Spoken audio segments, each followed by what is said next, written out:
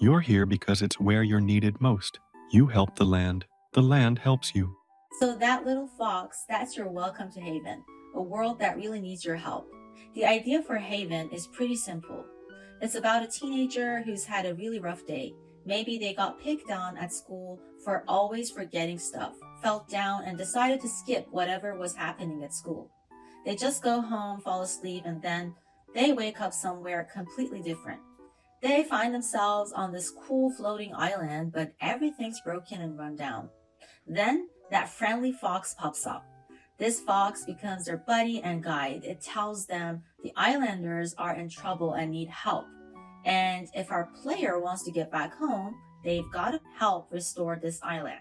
Hello, everyone. I'm Ned, the game designer for Haven. I'm really happy to be here today with my awesome team, Nancy and Haley, to show you our Haven, a game for teens with ADHD. So, what is Haven? At its core, it's a mobile puzzle adventure game made just for teens with ADHD. We've mixed in quick, fun bits of action with things like emotional check ins and mini puzzles for collecting resources. Now, a really important part of Haven is helping players express themselves. You see a lot of games or apps for ADHD might jump straight into self-regulation techniques. We think it's super important to first give players a space to actually express how they are feeling. And we do that in a way that's built right into the game. It feels natural, not like a doctor's appointment. It's all about being fun and empowering that self expression first. So, why this game and why now? Well, the opportunity is pretty big. First off, tons of teens, like 85%, are already playing games, and within that group, about 8% worldwide have ADHD. What's really interesting is that almost a quarter of neurodivergent teens say gaming actually helps them focus. And if you look at what kinds of games they like, this graph shows that action adventure and puzzle games are big favorites. Those are exactly the types of games Haven is built on. Plus, apps for mental wellness are booming. Spending on them has gone over 80% since 2020. So there is a real need for something like Haven. And believe me, as someone living with neurodiversity personally, if I was a teenager, I would definitely play this game. Let me walk you through our key hooks. First, it's therapeutic by design. This just means the good stuff is baked right into the gameplay. It feels rewarding on its own, not like a chore or some medical app. Then we have short puzzle bursts. These are quick little challenges, usually just 2 to 3 minutes long, which is perfect for ADHD attention cycles. Get in, solve something, and feel good. Next up are adaptive emotion quests. This is cool. How the player is feeling each day can actually change things in the game, like what quests they get signed up for, or what new areas and secrets they discover. And finally, exclusive visuals. We are aiming for a calming look that players can really make their own, such as choosable backgrounds, light or dark modes, and different color schemes. So let's get deeper into the game concept and what it really offers you as a player. First, it's all about player exploration. You get to wander around these really neat floating islands, discovering new things, new areas, and maybe even a few secrets along the way. As you explore, you'll solve short puzzles. These are fun, engaging little tasks, and here's a cool part. After helping a villager out by solving one, you get a healing orb. Now, this orb isn't just for show. It carries a special message with it. Think of them as little boosts of inspiring thoughts you collect on your journey. So, as for our in game experience, we wanted something that would be very easy on the eye, so we decided to go for a classic pixel style. The environments are actually driven by your mood. So, whenever you put in your mood inputs, they actually change onto a softer look for if you're in a bit of a bad mood, or a bright and happy look for if you're in a good mood. It's to reflect the use of the player to make sure they have a satisfactory experience no matter what kind of mood they enter in. The idea is to explore the island, do the mini games, to complete tasks or to collect resources, and to restore all the buildings in a level, and then you get to move on to the next one. So for our character design, these are our two main characters, or one of them is the main character design, the male on the right, and the other one is female villager design. and we decided to go with a little fox companion, one that drives all of the mood check-ins. It's one that you do all the daily check-ins with, and it's just a little companion. Since this is more driven towards a younger audience, we figured that a little mascot companion would be the correct way to go about this, because those generally keep in the attention of those younger kids. So for our villages, we went with obviously a village design.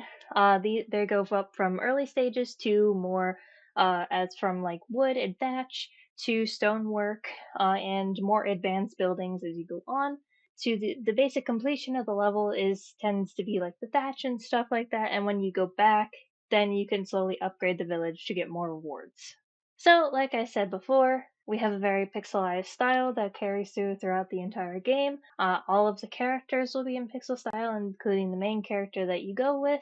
Like I said, it's just to make it a little more easier on the audience and to make it a lot more fun and to differentiate it from others on the market. So you can get some quests from some of the villagers, which will be either fetch some cloth, for example, to make a new dress, or it could just be to build another house, or it could be for an event quest, maybe. But the idea is to be communicating with the NPCs and the villagers to add a sort of communication between the player and the game. So how will Haven generate revenue? We're adopting a premium model, meaning that the game will be free to download. Revenue will be coming from a cosmetic shop offering items like avatar gear, different island themes, and cool glow effects.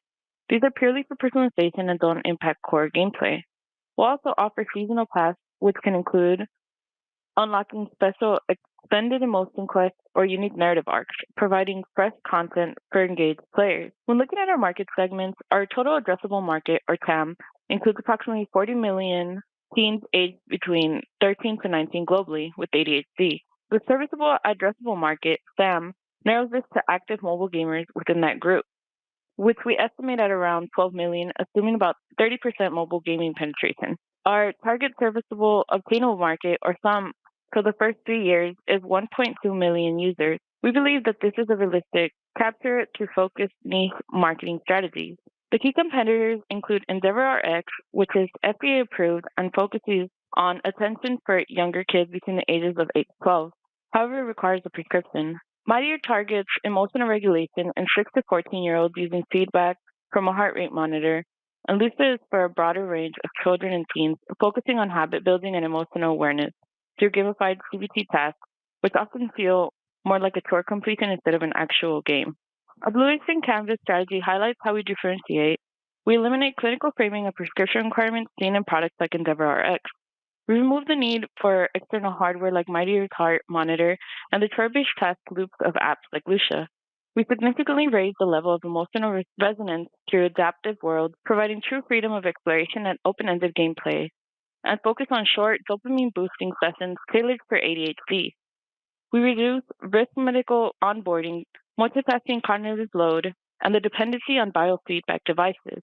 And crucially, we create unique experiences like emotionally driven branching paths, adaptive emotional feedback, and daily micro missions aligned with emotional self-regulation goals. This creates a new uncontested marketplace. Our launch strategy is twofold. For distribution, we'll target the major mobile platforms, the iOS App Store, and Google Play Store. Looking ahead, we're thinking about creating a WebGL version for our browser play as a future possibility. For our go-to-market strategy, we'll engage directly with ADHD communities online.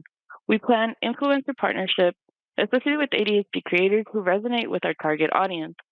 A closed beta launch will be crucial for feedback, and we'll seek collaborations with ADHD coaches and therapists who can see the value of Haven for their clients. We'll track our success by using smart KPIs. Key metrics include daily active users with a goal of 50,000 to 70,000 within the first 12 months. We'll closely monitor the mood check and completion rate, aiming for 65% or higher on a weekly basis. And this is a core to our therapeutic by design approach. Finally, the 7-day retention rate is vital for understanding engagement, and our post-launch goal here is between 35 to 40%. So what are our immediate next steps? First, prototype development, building a vertical slice that includes core gameplay and at least one emotional exploration island. Then, user testing. We'll conduct closed play tests with 10 to 20 ADHD team players to gather crucial feedback on engagement, flow, and usability.